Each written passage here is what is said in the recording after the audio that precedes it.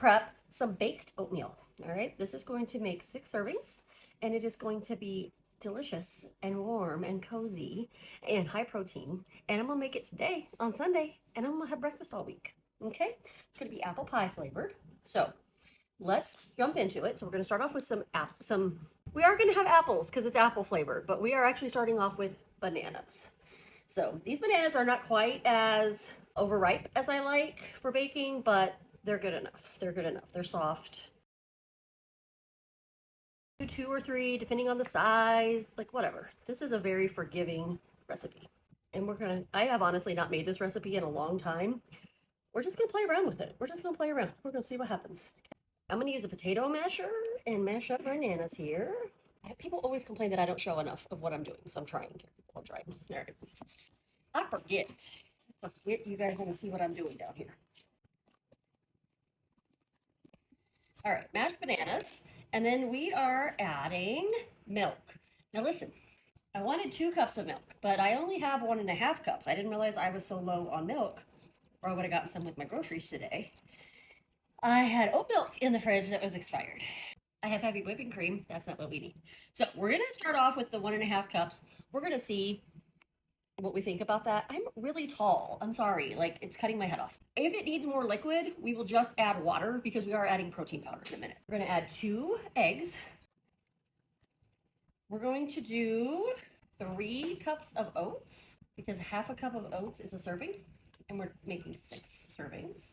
These are old-fashioned oats. I have no idea if this will work with quick oats or not. I would guess probably it wouldn't be bad. It just might be, the texture might be a little off. Also, speaking of texture, if you're not a fan of oatmeal, you don't like the texture of oats, you can blend the oats first and you lose that oatmeal texture. Because oats are so good for you. They have so many good properties, such good fiber. They're just really, really good for you. And I am a grandma. I'm a Mimi. So this is not something that I need.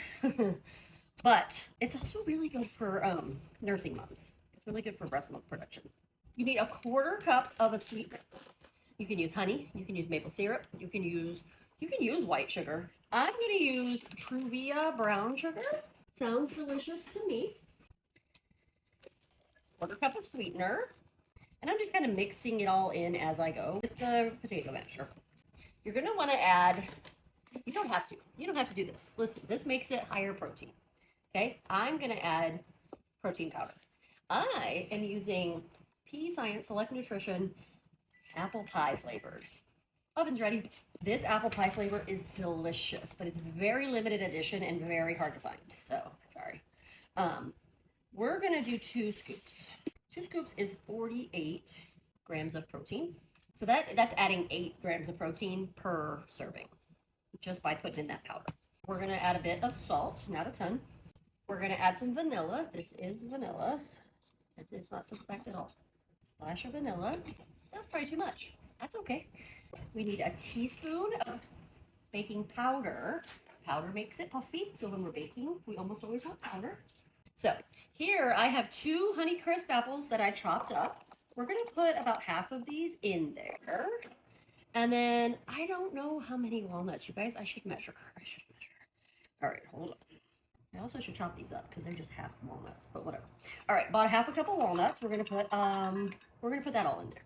Put it in. All right, let's mix that up. And then even though we used apple pie flavored protein powder, I'm still gonna add some apple pie spice. If you don't have apple pie spice, you can just add cinnamon, maybe some nutmeg. What is in apple pie spice? That's a good question. Cinnamon, nutmeg, and allspice. So, yeah. I don't know how much I use. I measure with my heart. You're going to put this in a casserole dish. It should fit okay in like an 8x8 or a 9x9. I'm going to put it into this small casserole dish. This is probably, gosh, I have no idea what size this casserole dish is. I don't know, a small-ish casserole dish.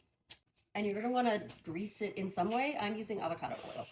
And we're just going to pour this right in. That smells so yummy. All right, so we just want that in the casserole dish. We're going to take the rest of this apple and put it on top.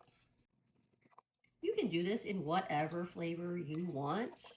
Like a honey vanilla would be good. Brown sugar and cinnamon. All all kinds of options. I'm also gonna add just a little bit of walnuts, just a little bit. And I'm gonna kind of try to break them up a little bit in my hand here, because like I said, these are just halved walnuts, and I should have crushed them a little before I started. So, all right, that is gonna go in the oven at 350 degrees for half an hour-ish. I'll let you know for sure how long it takes. All right, that went for almost an hour. I was getting real nervous, but I think it's just because it's thicker, but it looks delicious. I tried a little bite. Absolutely amazing. So yeah, you should definitely make this. I will put the macros either on the screen or in the caption somewhere. You'll be able to find them. I'm gonna pack these in these little containers. And then I'm going to have a small container of vanilla Greek yogurt. So we'll warm these up in the microwave at work or the air fryer or whatever.